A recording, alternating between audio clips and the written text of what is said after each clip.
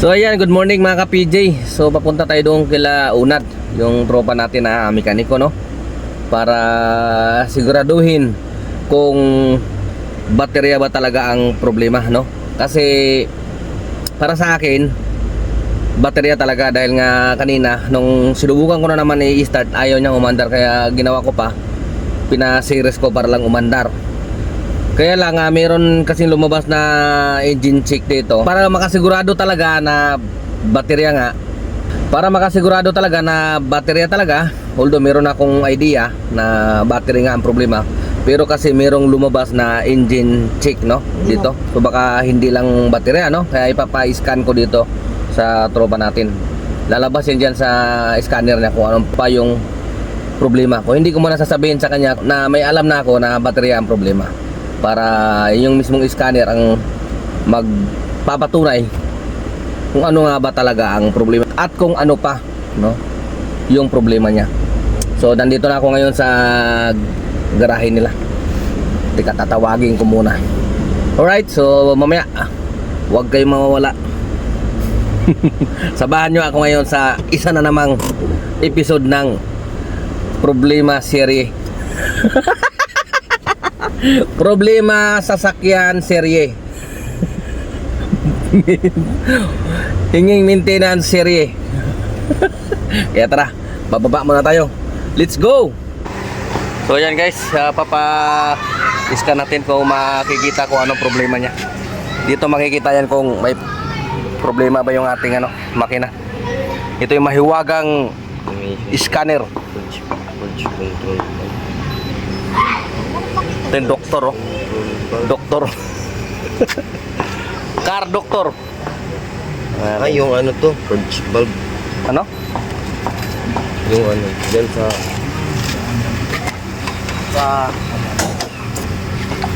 Saan daw? Oh, so may nakita pa pala guys, putol yung, ano tawag dito?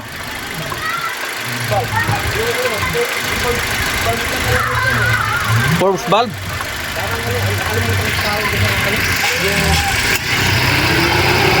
Putol, oh. Ha? Ito daw yung nagkocontrol ng hangin, putol siya. So may nakita doon, may nakita pa bukod sa doon sa baterya.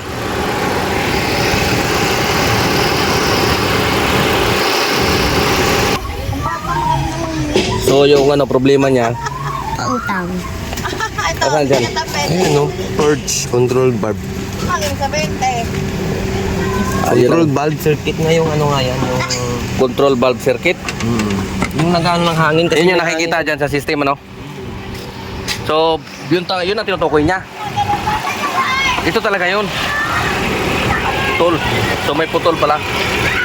Ano yung nagkocontrol ng hangin? Hangin yan eh. Ano hangin? Oh, hangin yan. Oh. So di wala sang Pag- pag nawala yan, di walang hatak na maayos. Hindi naman siya gaano. Ano? Kaya di mo kailangan atakin mo yung wire kasi sigurado may putol. So yun na guys, mabuti na lang pina-scan natin eh. Yun ang dahilan kaya nagkaroon ng check engine. Ito.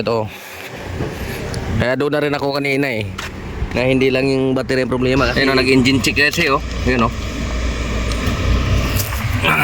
Kaya yun yung nakikita sa system. Alright. So mamaya papatignan natin yan, pagawa natin sa kanya. Ito natin kung mawala yung check engine na yan. So ano na ang resulta niyan sa CT scan? CT scan ang patawag niya. Wala na ba? Ulo eh, nandito. O meron pa din eh. Mawawala yan. Ay, wala na. Wala na? Kaya ko excited eh. Hindi ko yun.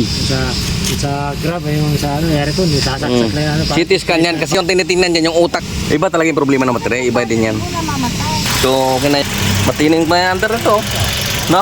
Matining pa, no? Sincere naman ako. Kasi sincere na to sa coding schedule. So yan, wala na yung check engine. Wala na. may iba pala talaga siyang problema bukod doon sa baterya. Tingin ko talaga hindi magtitik engine kung baterya lang eh. So ayan mga ka-PJ, tapos na, nakagawa na yung isa pang problema. Nawala na rin yung check engine, no? Yung kagandahan dyan pag may tropa tayo eh, mekaniko eh. Ngayon eh, pag wala kang scanner na ganun, hindi mo malaman kung nasan yung problema, kita ka agad eh. Ngayon ay papunta naman tayo sa Motolite tindahan. Abil natin yung ating warranty. Dahil hindi siya umabot eh, 4 na buwan lang eh. Ganyan din sa isa kong tropa doon, nakausap ko ngayon. Grab din, 4 na buwan lang din yung kanya. Ganun mang ginagawa ng mga Motolite ngayon sa baterya nila. But mga mahihinang klase na. Kaya ngayon, tara, samahan nyo ako doon. Malamang pahihiramin na naman ako nito ng service battery, katulad nung dati. Kasi dati nag-abil din tayo eh, no? Pinahiram ako ng service battery kasi dinadala pa raw nila yan sa mismong gawaan ng Motolite talaga. Parang inaano pa doon, tinitesting pa nila doon bago i-approve para mabigyan ka ng para doon sa warranty. Malamang gano'n na naman ang gagawin sa akin ito. Tapos babalik na lang ako, tatawagan na lang nila ako pag nandyan na yung pampalit talaga. Alright, so tara, let's go mga ka-PJ. Ang oras natin na 7:35 na. Naku, malamang hindi na tayo makakabiyahe nito ngayong araw. Biyahe na ulit tayo mamaya, alas 12 ng gabi hanggang bukas, bago magtanghalian din. Wala nung oras daw, tinatamad na ako pag ganito eh. Pag ganito kasi umiral ka agad yung katabaran ng aking kamay. Pag tanghali na, gagalaw ka agad dyan. Kaya malamang mamaya na naman gabi tayo bibiyahin nito. Tinatamad kasi ako pag mag-uumpisa pa lang, tapos ganito natirig yung araw. Talagang wala akong kaamor-amor pag bumiyahin na ganun. Wala ako sa mood. Maganda yung madaling araw pa lang, biyahe na, tapos pagdating ng alas 12 ng tanghali, meron ka ng 2,000, 3,000, di ba? Kasi ngayon bibiyahe ka pa lang, nako, itulog ko na lang yan. Patay kasi, kanya-kanya tayong kasanayan eh.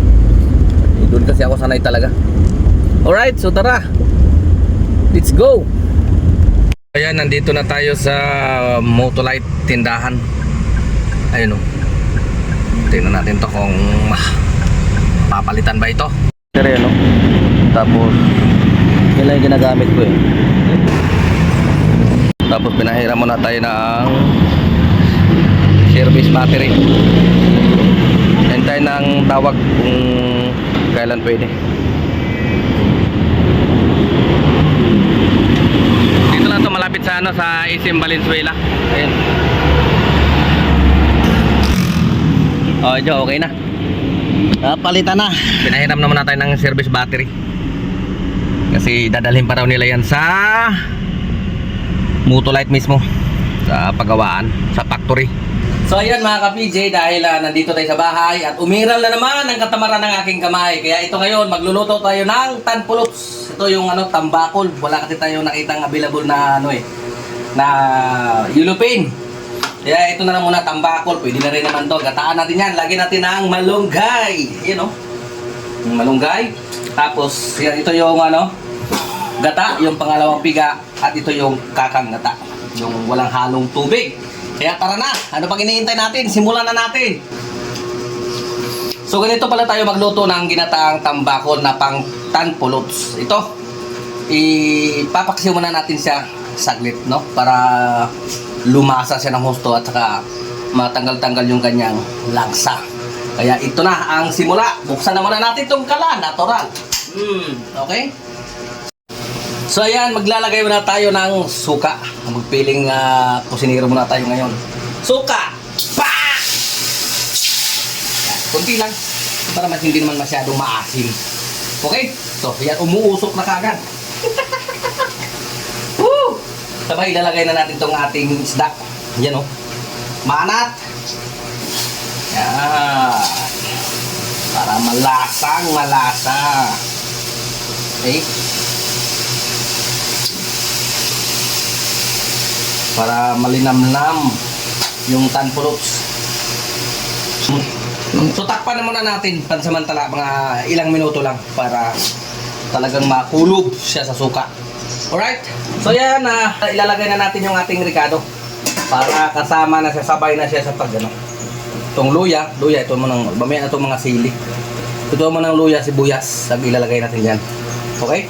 So pang ano lang to pang kusinerong pulutan. Yan. Kaya natin dyan, ang sili mamaya na yan kasi matudurog yan, malata yan. Yan. Okay. Yan na. Pagka malapit na yan matuyo yung suka, saka natin ilalagay yung gata. Alright?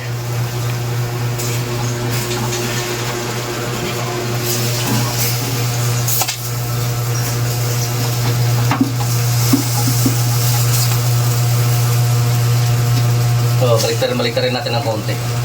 Kasi yung ibabaw hindi na ano ng suka eh. Kumbaga hindi siya naaabot eh. Okay? Hindi pa naman yan basta-basta madudurog eh. Hindi pa naman siya masyadong malambot. Kaya okay lang yan. Balik-tarin. Kasi hindi yan malalagyan ng suka yung nasa ibabaw. Alright, saglit maya-maya tuyo na yung suka niyan. Takpan muna natin ulit ng mga ilang minuto. So tingnan natin kung ano na ang itsura niya, kung natutuyo na ba. So marami pa rin. So lagyan na muna natin ang paminta. Yan paminta para mas malasa at mas masarap. Siyempre, pag pulutan, masarap dapat. So mamaya natin maglagay ng asin saka yung pampalasa mamaya na lang para matansya natin kung gaano karami. Kasi kung maglalagay tayo ngayon, hindi natin matansya yan. Mamaya umalat eh. Okay? Malapit na matuyo yung ating suka, Kumbaga napaksiw na natin yan. Napaksiw na yan. Ayun, mumula na. Pwede na natin ilagay yung gata.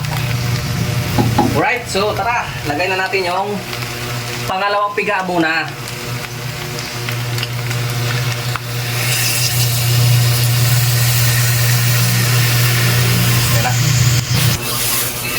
So, ganun na lang natin kasi baka madurog eh.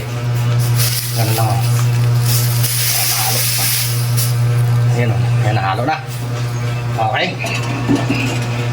Ayan. Takpan na muna natin ulit. Kasi yung yun naman yung pangalawang piga eh. So, takpan na muna natin. Okay. So, ayan. Ang bango-bango na. So, malapit na matuyo yung ating so, pwede na natin ilagay yung ating malunggay dyan. So, ano muna natin? Haluin muna natin. Baka na na sa loob. Tunog na. Yan, ganun lang paghalo para hindi madurog ang ating isda. Okay? So, yan na. Malapit na siya matuyo. So, ilagay na natin yung ating malunggay. Tapos na natin ito. Hinugasan natin yan. Kasi alam naman natin. Madumi yung malunggay sa Maynila. Alikabok. Yan. So, okay. So, tulak lang natin pababa yan.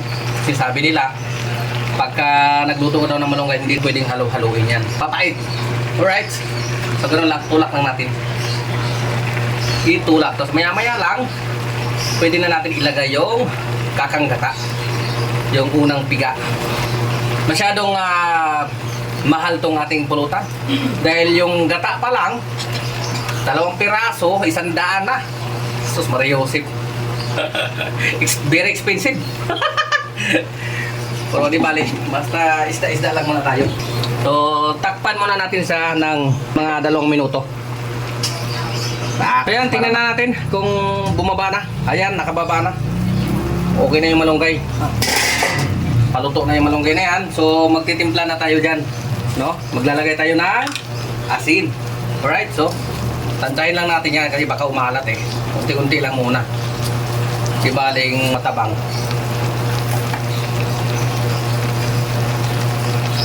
Yan, tama na yan.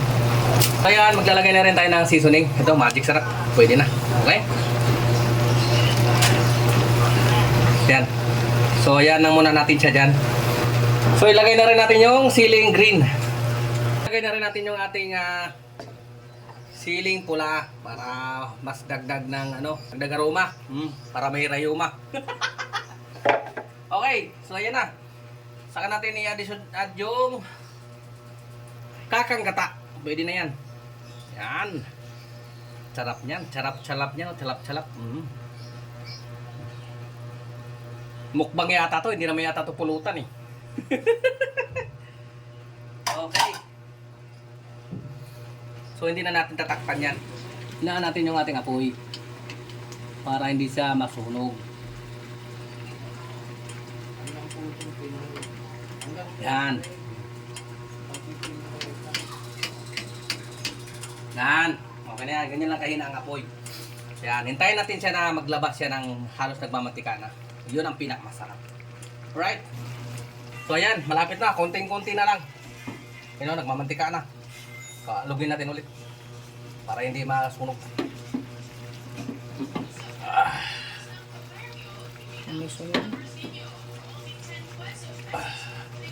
Yan.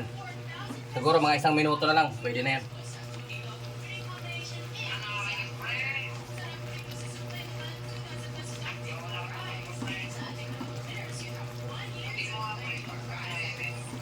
Yan na. Mamantika na.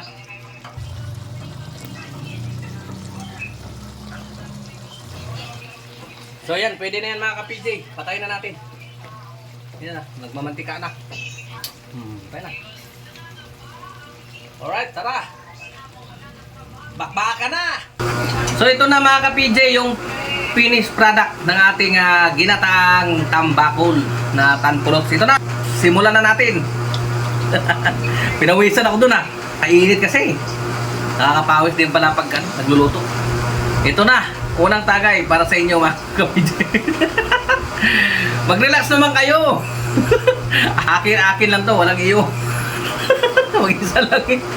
Ito na.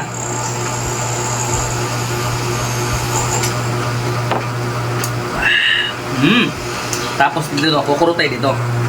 Sarap mo. Ito pinaka-favorito ko yung malunggay talaga. Yan, oh. Malunggay talaga, favorito ko yan.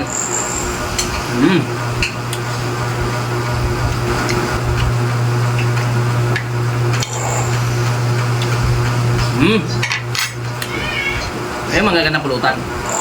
Diba? Hindi nakaka-high blood. So yun na, maraming salamat sa inyong panonood. Ganito lang talaga ako pag nasa bahay, nagre-relax lang. Tapos maya-maya, matutulog na ako para bumiyahin naman ng maaga mamaya dahil ang oras na yun ay alas 2 pa lang ng hapon. So mamaya magigising ako alas 8, alas 9, baka bumiyahin ako diretso na yun hanggang bukas dahil bukas coding ako. Okay? So maraming salamat muli, ka-PJ nyo, temporary, sending off. Adios. Ingat. Siguro, tumira lang naman ang katamaran ng aking kamay. Gumalaw. Pero